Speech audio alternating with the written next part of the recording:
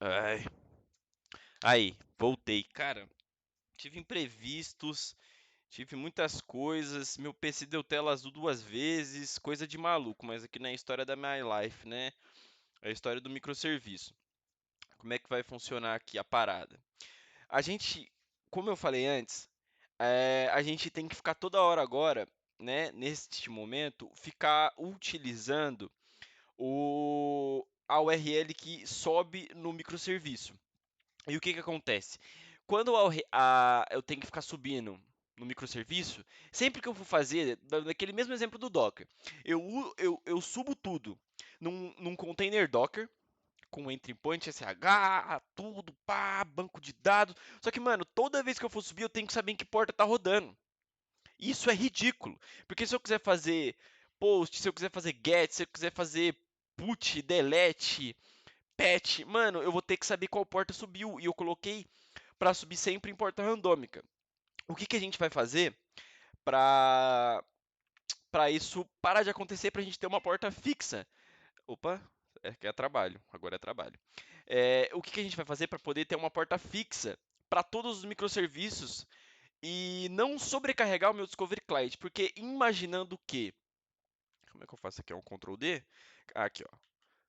Eu vou ter, mano, bilhões e bilhões e bilhões de requisições chegando no meu Discovery Client. Às vezes desse microserviço aqui também. Uma hora isso aqui vai dar pau, tá ligado? Uma hora isso aqui vai dar muito pau, entendeu? E tipo assim, subiu o microserviço, esse aqui. Deixa eu ver se eu faço um scriptinho aqui, ó. Esse aqui, ele vai subir na porta, esse aqui. Nessa porta. Esse aqui vai subir numa porta, esse aqui vai subir numa porta, esse aqui vai subir numa porta. E eu preciso mexer em todos eles, tá ligado? Eu preciso testar, eu preciso implementar alguma coisa neles todos. E na hora que eu for testar um endpoint, o que eu vou fazer da vida? Ficar olhando um por um? Sem microserviço dentro de um servidor. Eu vou olhar um por um? Tá maluco, né, filho? Não, isso é coisa de maluco, coisa de bêbado. Aí o que, que a gente vai utilizar? A gente vai utilizar o gateway, que ele vai atuar como nosso balanceador de carga. Aqui vai ser o gateway. Gateway. O que, que ele vai ser? Ele vai ser o nosso porteirão. Ele vai ser o porteiro das nossas requisições. Ou seja, quando esse cara aqui quiser fazer uma requisição, ele vai jogar para cá. E esse cara, mano, é que tem muita coisa aqui, né? Color, né? From point, fill, nossa. Rapaz, não sei fazer isso aqui não. Tá. E esse cara aqui, ó, ele vai jogar todas as requisições para ele. Ou seja, todas as requisições de todos os endpoints, certo? Vão passar por esse cara aqui. Não mais, não mais vão direto pro Discovery Client. Mano, tô perdido aqui, velho. Aí, ó. Tá ligado? Mano, eu posso ter bilhões de requisição indo pro load balancer. Não tem problema. Alright? Não tem problema. O que, que vai acontecer? O load balancer, o gateway, ele vai pegar todas as requisições que chegam nele e vai falar assim, ó, tá chegando uma requisição aqui para você, tá chegando uma requisição desse cara aqui, tá chegando uma requisição desse cara aqui, tá chegando uma requisição desse cara aqui, desse cara aqui, desse cara aqui, entendeu? E tipo assim, eles vão estar nas portas randômicas, mas todos eles vão se, se direcionar primeiramente à porta que a gente vai definir aqui, tá ligado? Que vamos supor que vai ser ó, 1010. Eu vou fazer requisições para portas 1010. Aí a porta 1010 vai ser habilitada a tudo que vier desse cara aqui, ele registrar no Discovery Client. Ou isso aqui é trabalho. Entendeu? Então como é que vai funcionar aqui? A gente vai implementar isso agora. Na verdade, a gente não vai implementar, a gente só vai entender o que está implementado já. Para mim não ter que ficar fazendo requisição por requisição, a gente vai jogar tudo para o gateway e o gateway joga para o Discovery Client. E o Discovery Client reconhece ele aqui, pá, beleza, eu aceito e devolve para cá. Ou seja, eles se comunicam. beleza? Então a gente vai ter um intermediador entre o Discovery Client, que é o servidor, o balanceador de carga, porque ele vai pegar tudo que chega e vai falar assim: putz, tá vindo um negócio daqui, cara. De onde que é esse cara? Ah, é daqui. Ah, esse daqui é daqui. Ele vai balancear a carga de demanda para não travar, beleza? É para isso que vai servir o nosso gateway.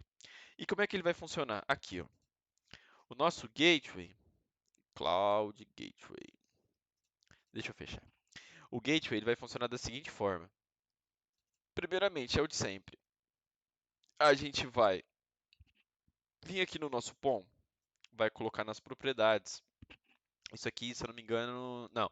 Você vai colocar nas propriedades a propriedade do Spring Cloud, vai colocar o que a mais aqui?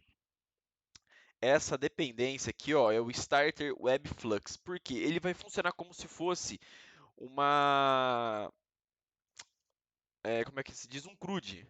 Porque o CRUD ele é um Starter Web, esse aqui ele é um Starter Web Flux, ou seja, é um fluxo web, porque vai passar por ele um fluxo de requisições web, nada mais são do que requisições HTTP.